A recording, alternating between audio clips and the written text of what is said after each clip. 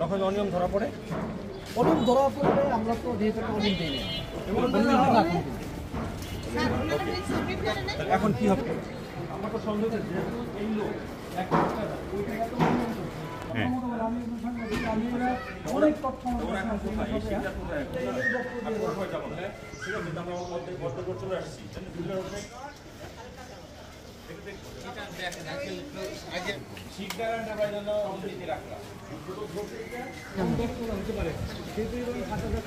দাদা শোনেন চলে নি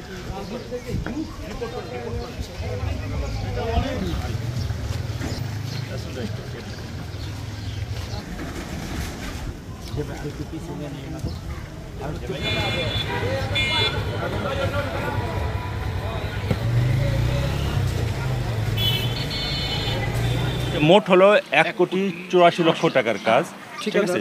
ঠিকাদার হলো শিকদার এন্টারপ্রাইজ আন্ডারে একটা কাজটা দেওয়া হয়েছে, একজনই ঠিকাদার, এবং কাজ হলো 4টা, একটা প্যাকেজের আন্ডারে।